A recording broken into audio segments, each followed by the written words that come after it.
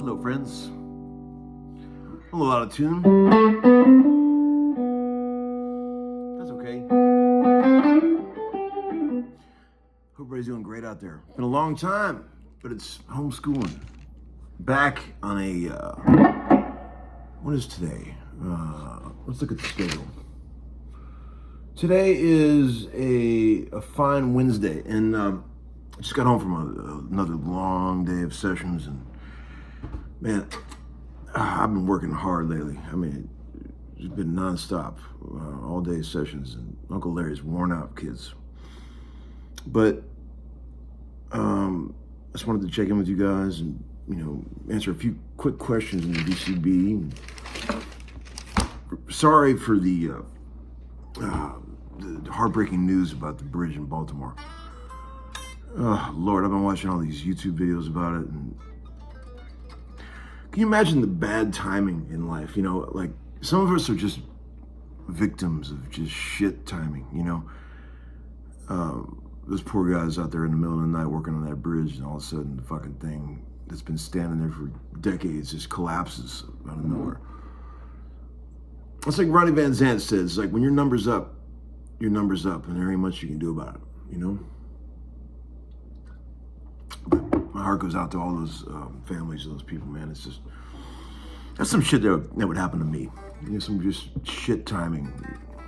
But, you know, enjoy every sandwich, my dear friends, which is my life motto. It's stolen from Warren Zevon, but that makes the most sense of me than anything I've ever heard. Don't save it. That's what I say. Even when your kids are on your last nerve, you know, and they're driving you up a wall, just think about, you know, how many more summers do we got? You know, how many more, you know, I'm not getting all heavy, but I'm just saying. Keep that in mind, friends. Let's see what we got in the VCB. Thanks for all the kind words about the sitar video. You guys seem to really get a kick out of that. And I did too. I love that kind of shit, personally. You know, that electro-harmonic sitar pedal that they made a long time ago is one of those things. It's like the Mellotron pedal. You got to goof around with it for about 30 minutes before you can really get something awesome out of it. If you just plug into it and play it like with the stock, it's like stock settings, just without really experimenting, it's pretty cheesy sounding. But man, if you get it just right and you really explore some of the nuances of either one of those pedals, the electro-harmonics, Mellotron, and the sitar, you can get some cool stuff going on. I highly recommend those pedals to people out there, and they're probably really inexpensive these days too. This is a Gibson double neck that dear Heather from Gibson let me sort of borrow for a while back when she was there. So if anybody out there's from Gibson's wondering where this guitar is, I have it. So if you want it back, let me know. Okay. Until then, I'll just keep playing it. Thanks for all the kind words about the Ann Wilson video that Chris Kane made about her record, the Trip Sitter record that came out. I'll put a link to that if you guys haven't seen it. Ann's just such a lovely person. It's the guy that made the video, Chris Kane, is one of my favorite people on this planet. He was the guy that used to stunt sing for us at sound checks. Remember when Ann wouldn't go to sound checks? Well, she never went to sound checks, but he would sing all her vocals, and he's the biggest Black Sabbath fan that ever walked on this earth. Hey, Chris, how you doing, bro? If you're watching out there.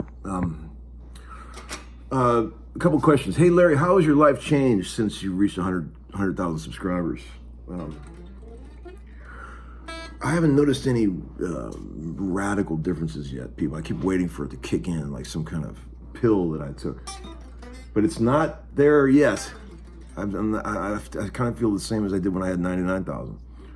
But thanks for asking. And, you know, the session thing is funny. I wish I could show, like, just let you guys somehow like plug something into your brain that you can experience what a day of heavy sessioneering is like when you're working very intensely on a very modern sort of pop thing, which I've been doing the last couple of days. And it's not physically exhausting like a lot of jobs you could have in this world. But man, is it mentally exhausting. I mean, it is amazing how it drains your brain of, I mean, you sometimes you walk out of those sessions and you're just like a zombie. Yesterday I was. When I left the session yesterday, I didn't want to hear any music. Today I feel a little better. I listened to Country Boy Can't Survive 3 times in a row on the way home. Hank Williams Jr. And that got me all straight. What a great record. And that kind of stuff, it's that mental exhaustion. If you do it so many days in a row, it really starts to get to you. It's nice to take breaks. And then you're fresher when you go in there. I used to do 6, 7 sessions days a week, and I can't do that anymore. I just cannot. It's just too much. Too much, especially when you got little ones to take care of, you know. I was thinking about something on the session today, and I'll leave you guys alone after this.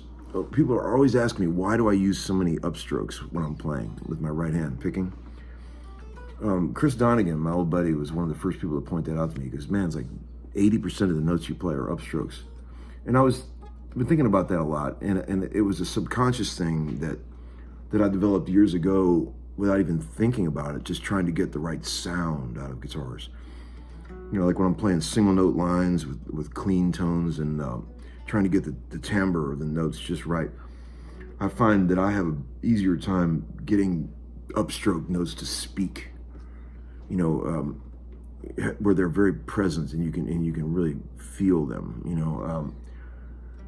Goof with it a little bit when you're at home later playing, you know, like I just made this little loop, you know, 4-chord loop, you know. Here it is. Let's see. G, D, F, and C. I just did that, and if you take a simple thing like that, whatever it may be, and just experiment with some single note lines, you know, in the mid range, like, you know, like.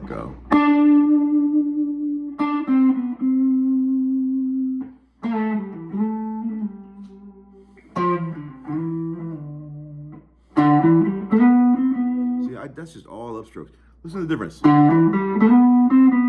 I play that with downstrokes, it does not sound as cool.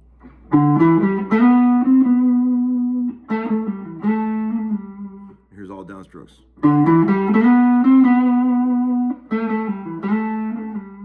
Not as cool. And I've just, you know, must have just subconsciously started doing that years ago, just trying to get everything to sound right, and it just really kind of worked its way into my playing. It's like, imagine that in 440, but all upstrokes. Try that. 3-3-0-3-0-5 from top to down.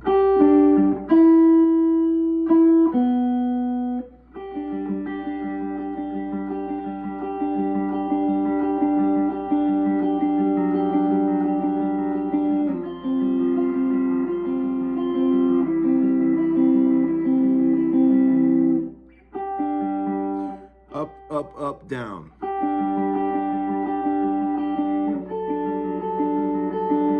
That's what I'm doing. It's upstroke, upstroke, upstroke, downstroke.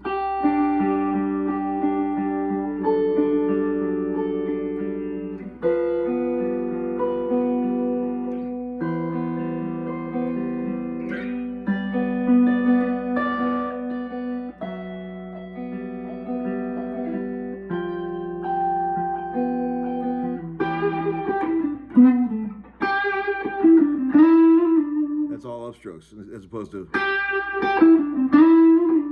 does not sound right to me. All that shit's all upstrokes. Something about the way it bites with a clean sound is always attracted me, you know.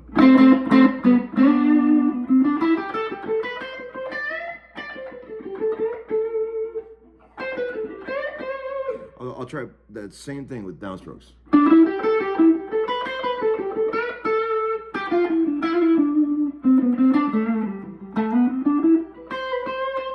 Man, it does not make it. To me, it's a huge difference.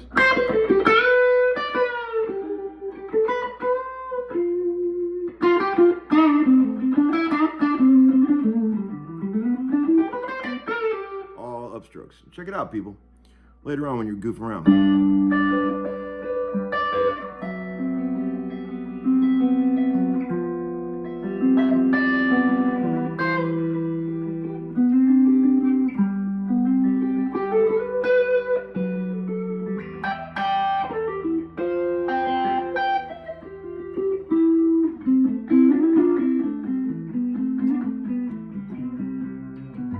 All right, friends. I'll see you later. Hope that helps. Bye.